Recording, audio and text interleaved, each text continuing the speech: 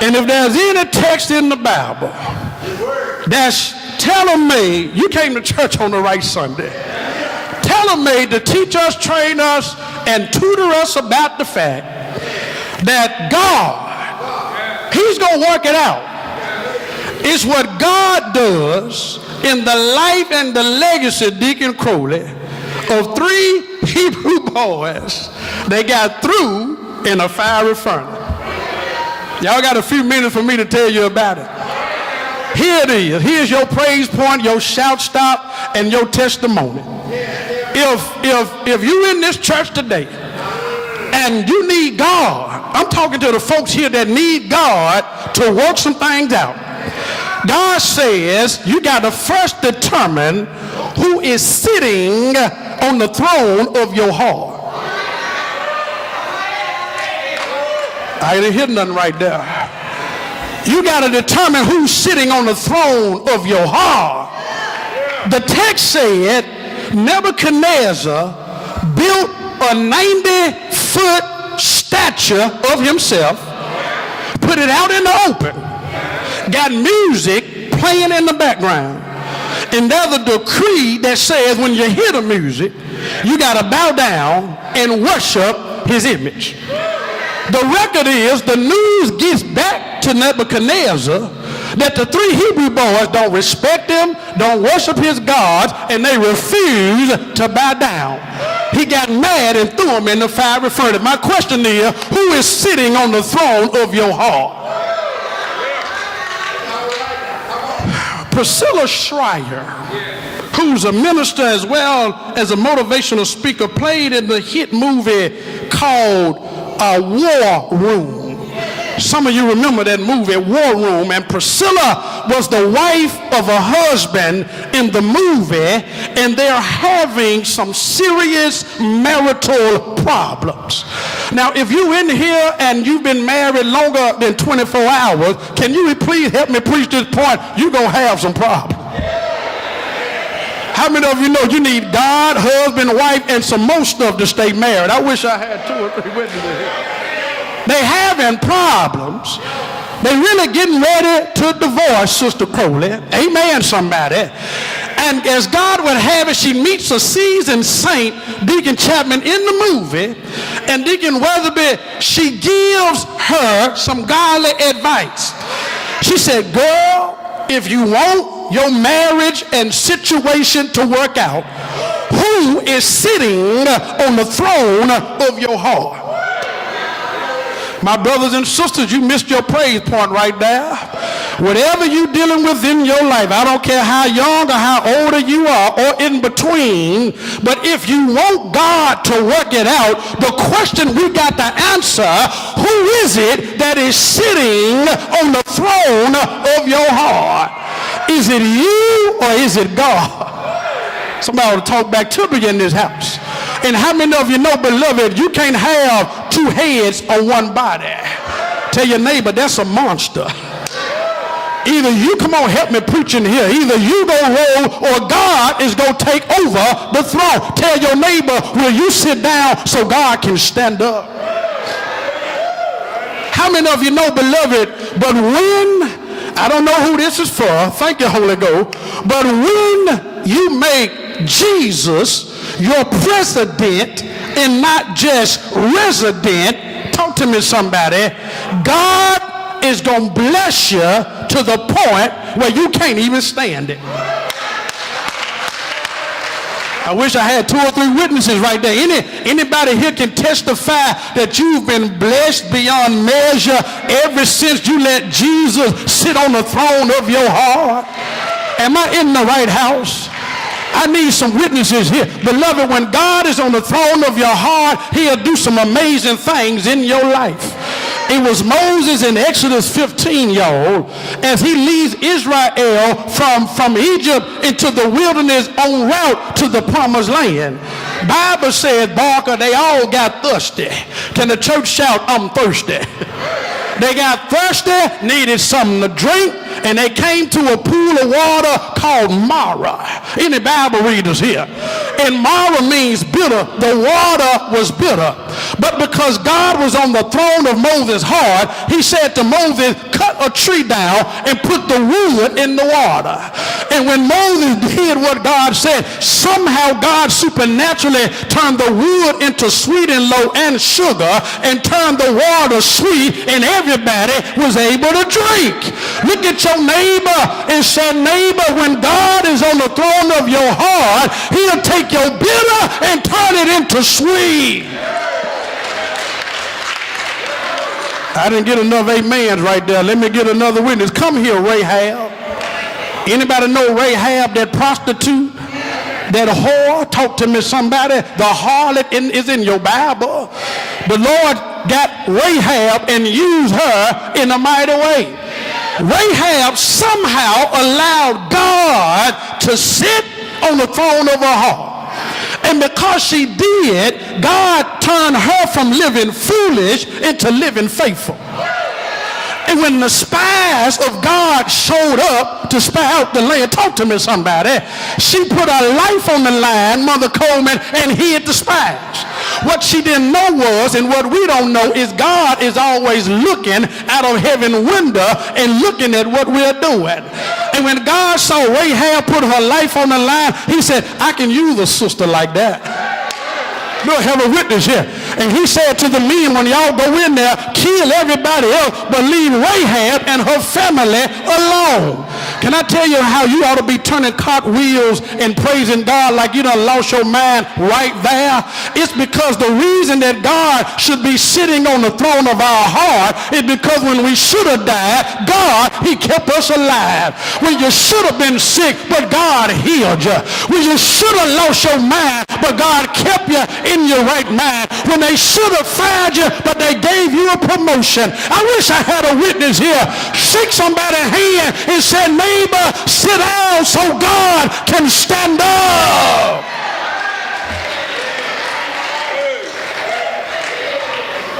And here in the text is proof.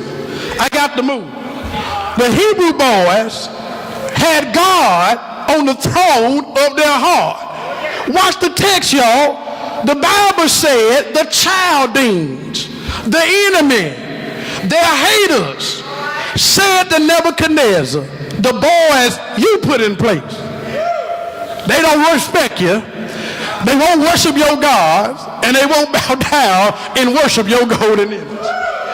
Y'all sleep, you're sleeping. Nudge your neighbor and say, neighbor, I promise you don't want to sleep on this point right here. The enemy, their haters, said to Nebuchadnezzar, the boys you put in place, they don't respect you, they won't worship your gods, and they won't bow down to your image. I prefer wine, I'm going to say it one more time. The enemy, the haters, said to Nebuchadnezzar on their behalf, they don't respect you, they won't worship your God, and they won't bow down and worship your image. Can I tell you what y'all sleeping on? Here's how you know God is sitting on the throne of your heart, is when you can get your haters to hype up your name. I don't see how that went over all of y'all head right there.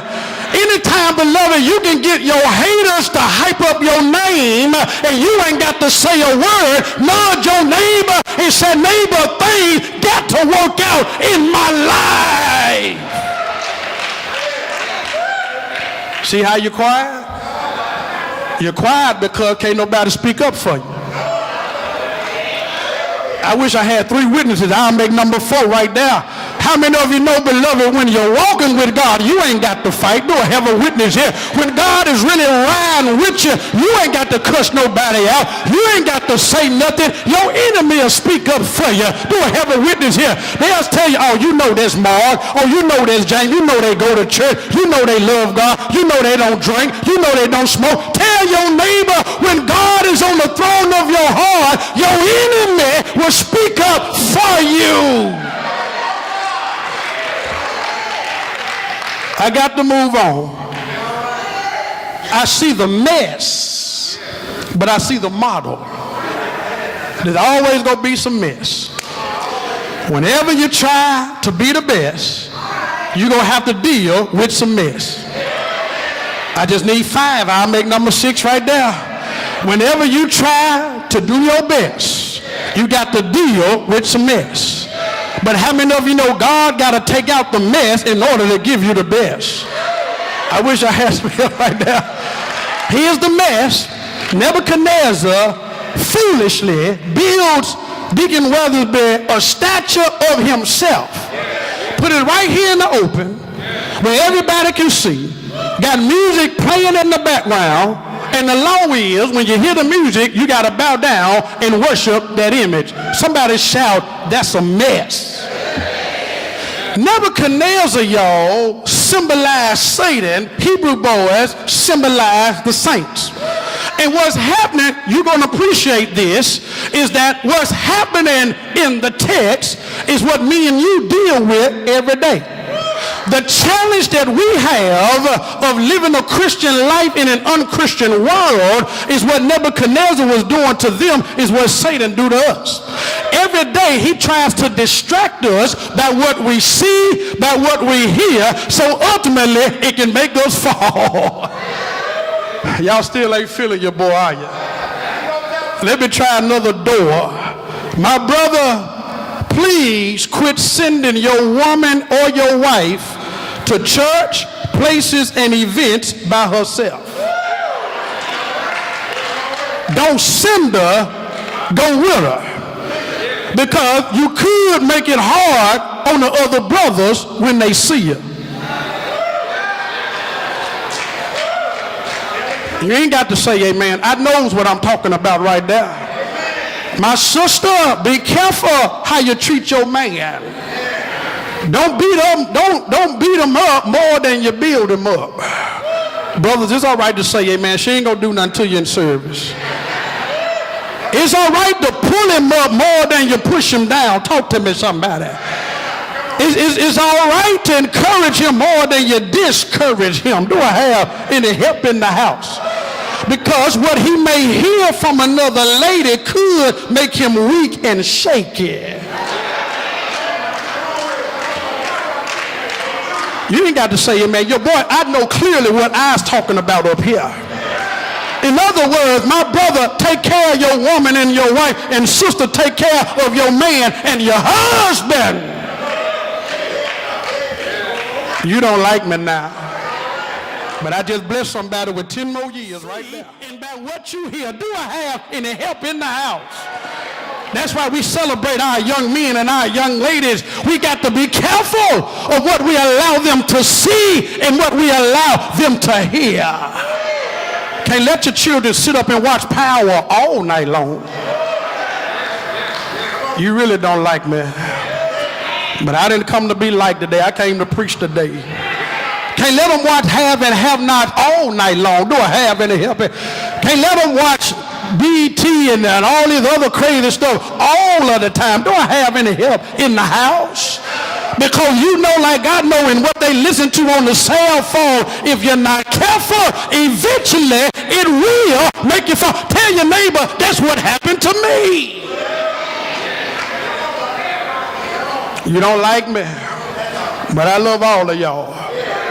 Somebody shout, it's a mess. But I see the model. In the midst of the mess, there's the model. Bible said the 3 Hebrew boys, their enemy told off on them. The enemy bragging on them and don't even know it. That's how awesome God is. That's why you don't got to stoop down to nobody's level. You just stay on the level God got you on, and God will make your enemy speak up and take up for you. The Bible said they were from the tribe of Judah. They were smart. They were wise. And in chapter 1, it said, and they looked good. Are y'all in this house? It said they were from the tribe of Judah, which meant they were believers in God and praisers of God. In other words, as a believer, beloved, you ought to have faith in God, because faith without works is dead. As a praiser of God, you should never have a problem praising God, because closed mouth don't get fed. Do I have any help in it out? And then the Bible said the boys were smart. They were skillful. Thank you, deacon. They were wise, and they looked good on the outside. In other words, beloved, not only did they look good on the outside, but they looked even better on the inside. This is the picture-perfect model of what God is looking for out of me and you right now. God is looking for some saints in Cherry Grove that believe in him, that'll praise him, they're smart, intelligent, wise, know how to act like they got some sense, ain't in the street acting a fool like they ain't never been taught nothing, don't know nothing, ain't never been nowhere. Somebody talk back to me up here. And they look good, they look better on the inside even in what they look like on the outside. I'm stopping. But can I tell you the ugliest man you ever want to see is the one that look handsome on the outside but hellish and hurtful on the inside. The ugliest woman you ever want to see is the one that's fine as wine on the outside but ain't nothing but the devil on the inside. I wish I had 3 and I'll make 4 right there that can shout, preacher, you show me it right. I'm done. He's going to work it out. But you got to answer that question. Who's sitting on the throne of your heart? But when you stand up for him, he'll stand up for you. Here it is. The text said, Deacon Joel Weatherby, that Nebuchadnezzar got mad, turned the furnace up 7 times hotter than it normally turned up. This is called the stupidity of Satan. This is the reason, as a child of God, listen, tell your neighbor, keep your cool. Don't ever let nobody get you out of character and have you running around talking about, I almost lost my religion. Because if you lose it, you ain't never had it. Talk to me, somebody. The Bible said it's called the stupidity of Satan. What the enemy thought he was doing to hurt him, God took it and flipped it, and that was the very thing he used to help him. You still ain't feeling me yet, are you? He heated up 7 times hotter. Number 7 is God's number of completion, which simply means this, that God got to show up in order to complete the job. In other words, when he turned the furnace up, it actually brought God down. I wish I had some help in this house. And God got in the fire, and God leaped over the Hebrew boys and killed the boys that tried to put them in the fire for the fire to kill them. I'll do better next Sunday. I don't know how you ain't shouting over that right there. God is so powerful that when God get in your situation, the very thing your hater tried to do to hurt you, God will use it to help you. Can I get out of here? Here's the tension. Nebuchadnezzar put the boys in leadership in the first place. Why you put somebody in a position and you already know what kind of person they are? Do I have any help in it? How? In other words, he knew their character. But what Nebuchadnezzar tried to do is what the devil tries to do to us. He figured that the culture will be strong enough to change their character. And he tried to turn them from being thermometers, from thermostats, and make them into a thermometer. I'm leaving you all on this one. Beloved, whatever you do, remember God didn't make you to be a thermometer. He made you a thermostat. Thermometers change with the environment. So when you go to work tomorrow and they start gossiping about what they don't like about the boss and the manager, you shut up and don't say nothing. When they start talking about the coworker that don't nobody like, and even though you really don't like them also, but you shut up and don't say nothing. Y'all ain't helping me preaching here. Tell your neighbor, you are not a thermometer. You are a thermostat. You don't change with the environment, but you ought to have enough God to change the environment.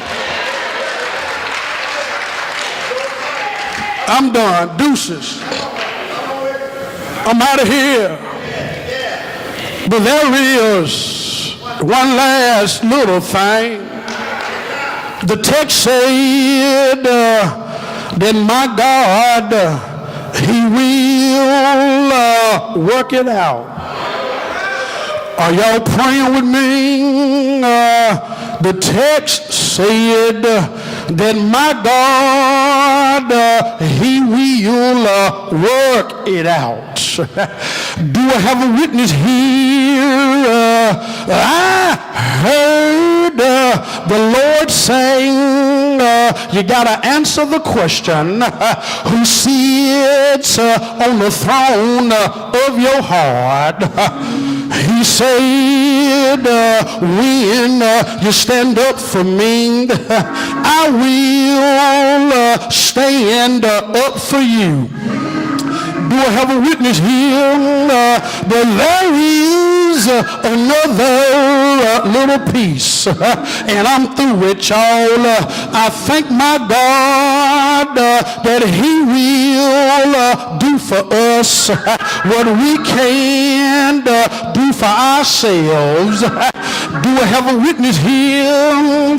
Now the text said that Nebuchadnezzar was astonished. Do I have a witness here? Now the word astonished is the Greek word exteming. Do I have any help in here? You spell it E-X-I-S-T-E-M-I,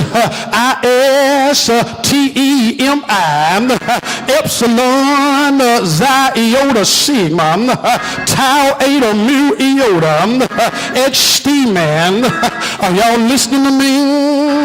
It means to be alerted and to be alarmed.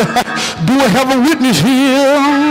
Now the question is, why is it Nebuchadnezzar was alerted and became alarmed? I tell you why.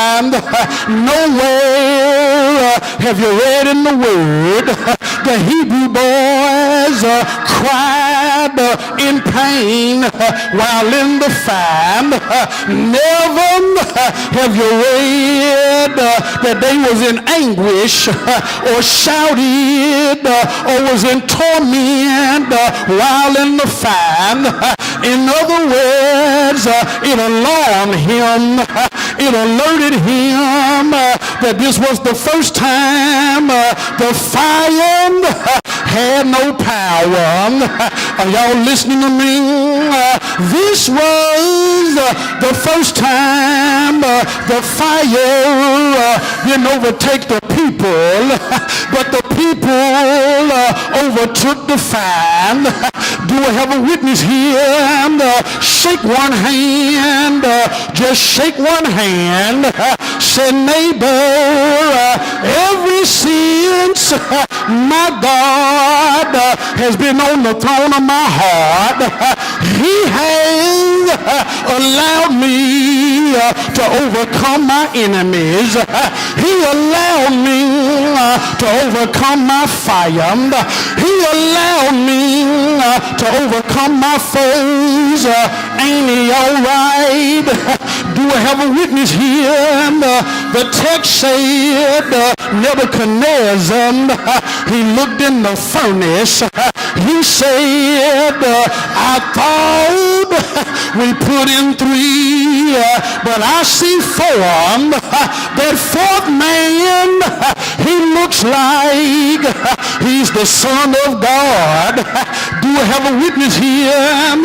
Let me get out of here, y'all, and leave you with this. I thank God that my Jesus, he'll show up and he'll work it out.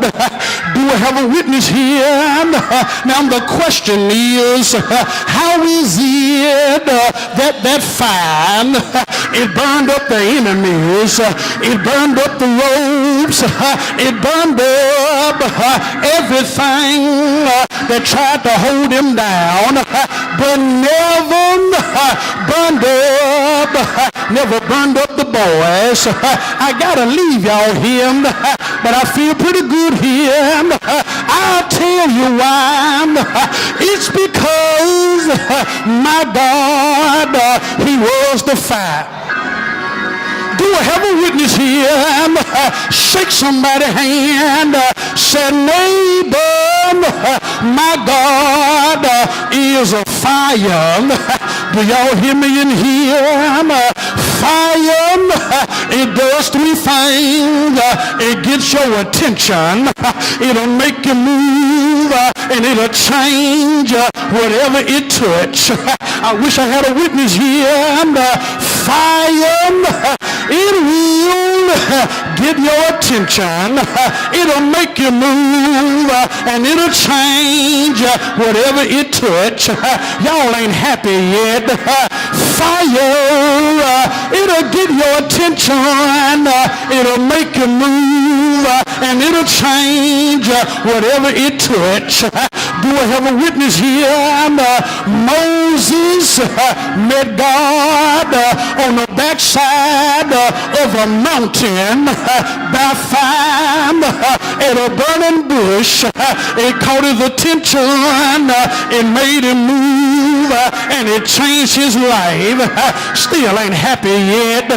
Come here, Jeremiah. Jeremiah got frustrated with the Lord. He said, my God, I ain't preaching no more. I ain't pastoring no more.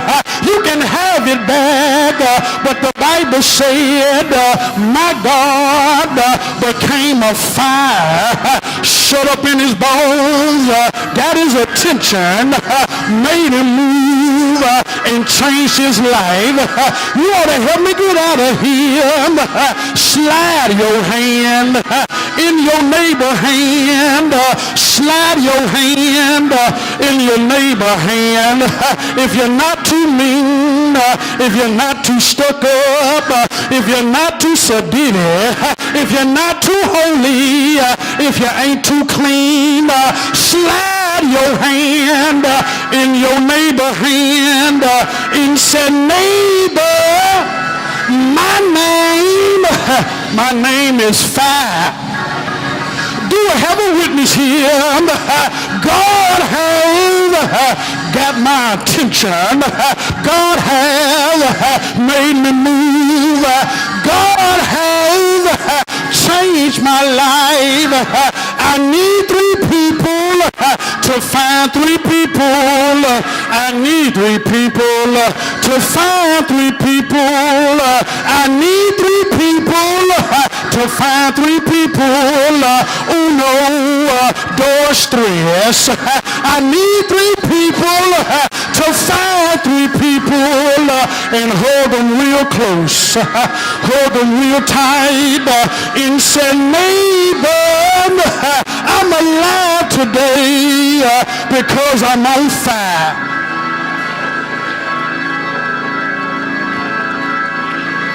Yeah! Yes, I am. Ain't he all right? Anybody in this house on fire?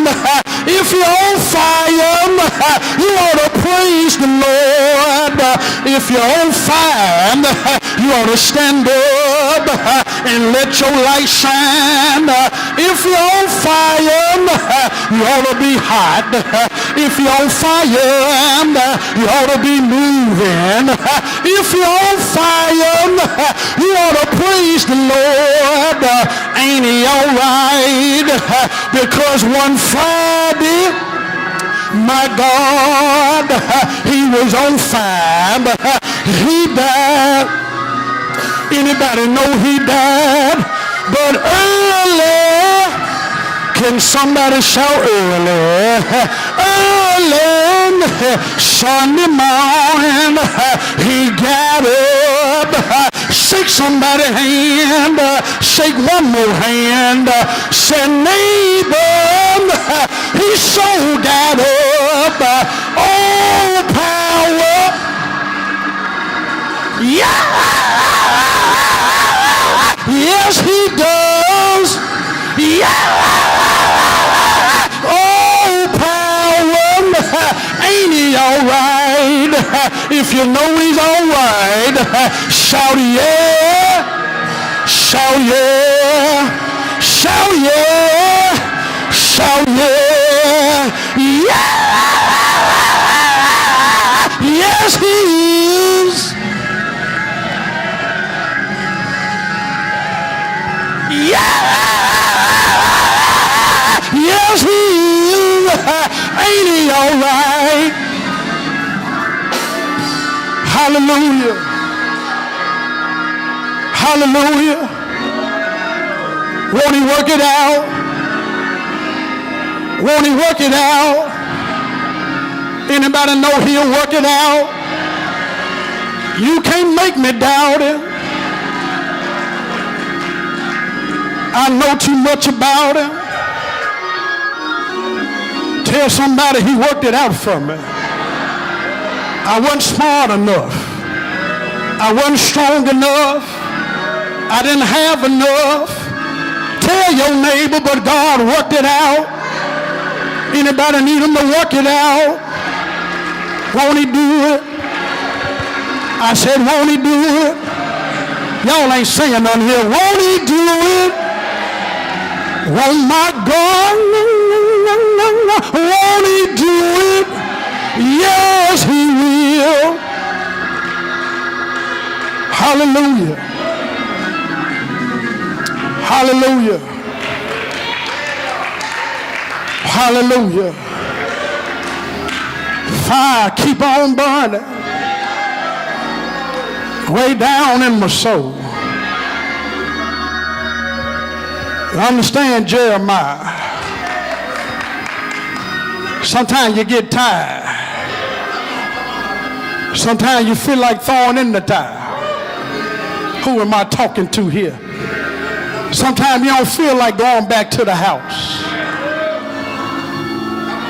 Sometimes you don't feel like going back to the job. Sometimes you don't feel like going back to that church. But God, he'll become a fire. I don't know how he does it, but somehow he'll mess around and get in your bones. And when you say it, I ain't gonna say nothing. You'll be the first one to start shouting. Have to give him praise.